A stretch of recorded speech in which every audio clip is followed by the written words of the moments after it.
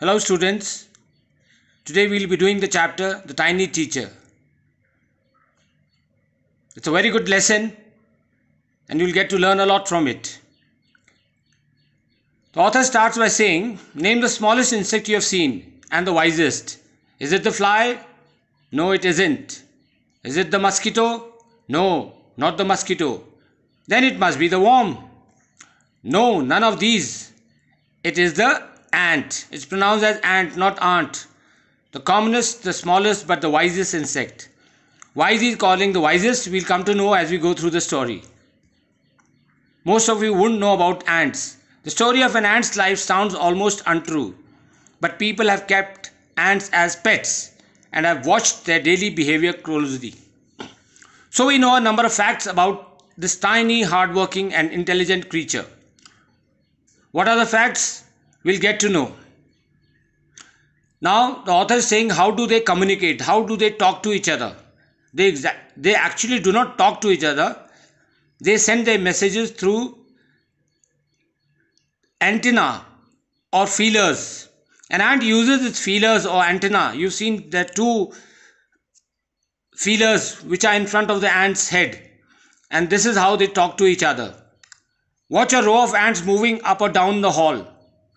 Each ant greets all the others coming from the opposite direction by touching their feelers. And this is how they communicate with each other. Moving on to the next page. There are many kinds of ants you must have seen all around your house. The commonest among them are the black or red ones. We have seen them since we were children, but haven't paid enough attention to them. All of us have seen ants all around us, black ones, red ones. But let's understand more about them. Where do they live? In their comfortable home called nest or ant hills. The place where ants live is called ant hill or nest. Each has hundreds of little rooms and passages.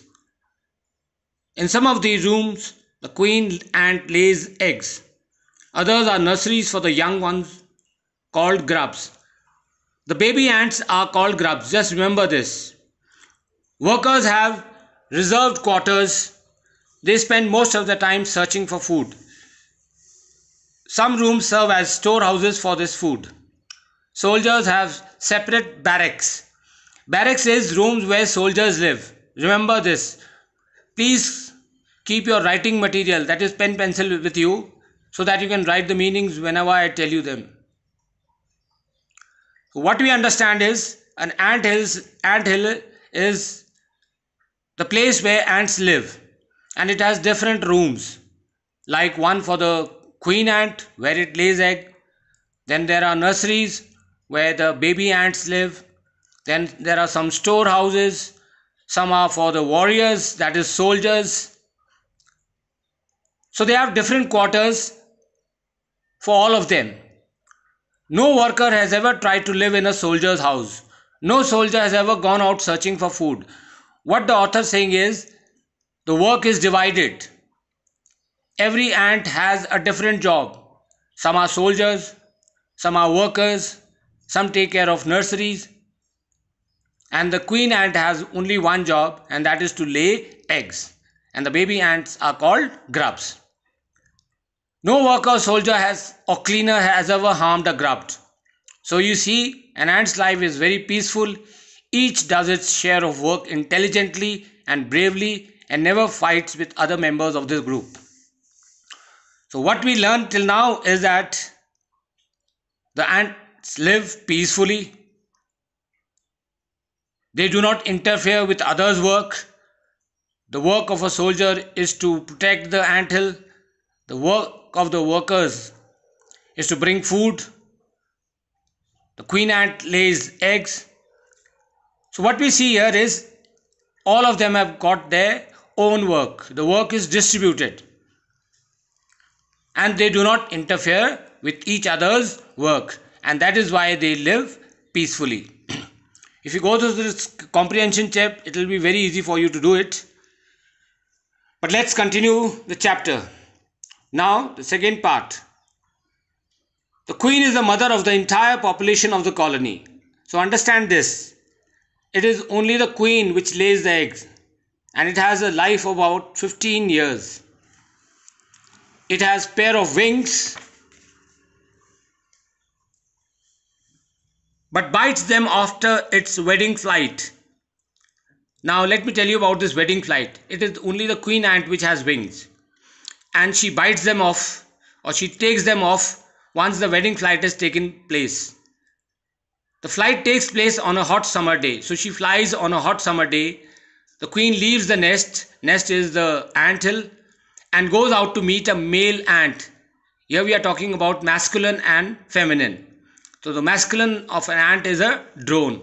So she meets a drone, and after that it returns to earth, to back to its nest. It gets rid, it takes off its wing, and then does nothing but lay eggs. And just now we knew that it can live up to 15 years. Eggs hatch, as all of you know. Eggs hatch. When babies come out of the egg, that is called hatching. And what comes out? Grubs comes out. Grubs come out. That is baby ants.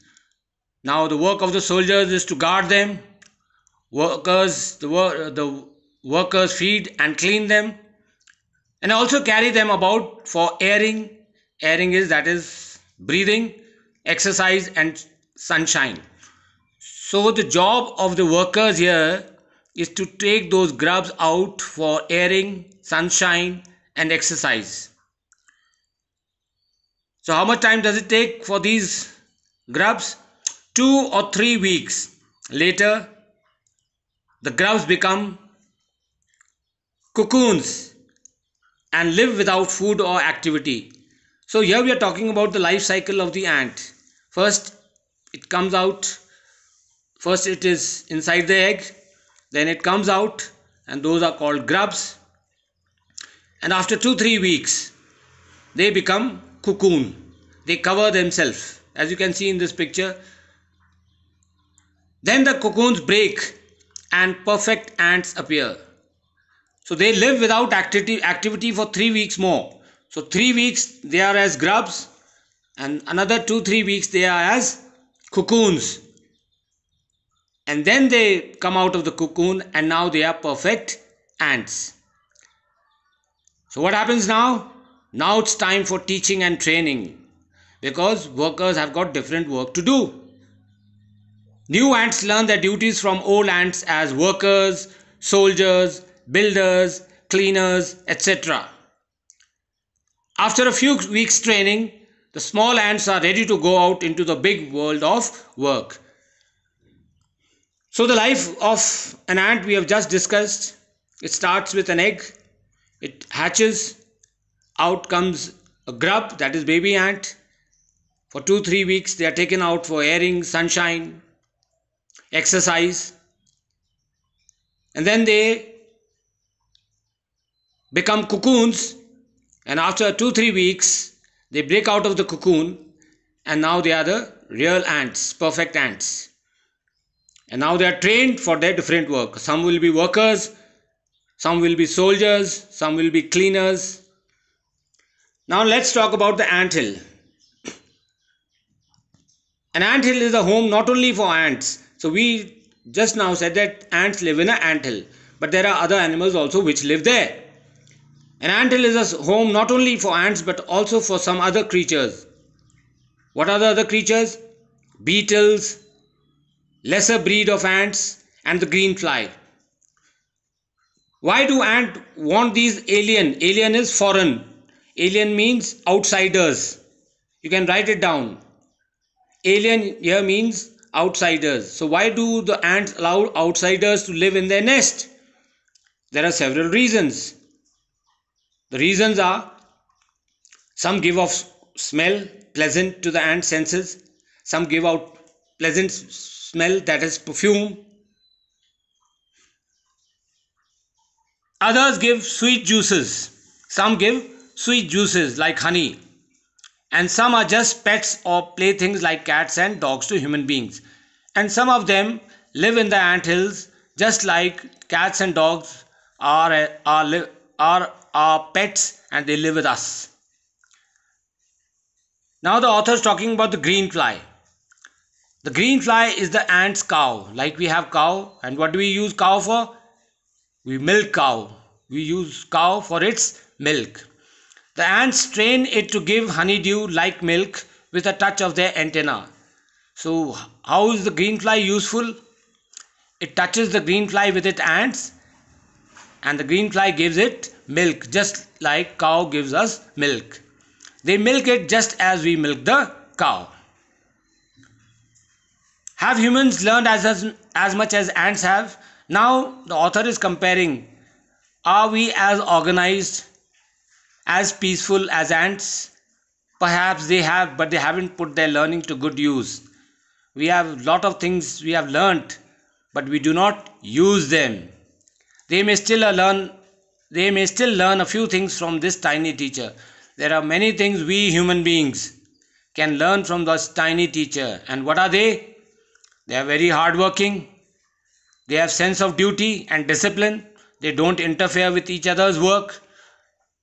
Whatever duty is assigned to them, they stick to it and do not interfere. Cleanliness, care for the young ones, as we saw, the grubs, they're taken care of, and above all, a firm loyalty to the land where they live. And the most important thing is, they protect their anthills, they have soldiers. So the work is divided amongst different ants and they do not interfere with each other. So there's a lot to learn from this. The comprehension check is very easy. Like for example, I'll give you the first one.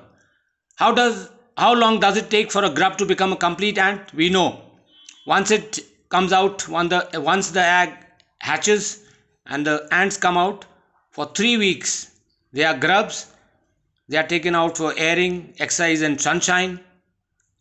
Then they form into a cocoon. For another 2-3 weeks, they are in a cocoon. And then comes out the perfect ant. So it's very easy if you have listened. Children, what I would advise you is that most of you are not on the online classes. So if you could please join the online classes, it would be very good for you. It would be very helpful. All those who are joining online classes have studied it much better than through this video. So we have finished this chapter and we'll have the question answers I'll be sending to you soon. Thank you and have a nice day.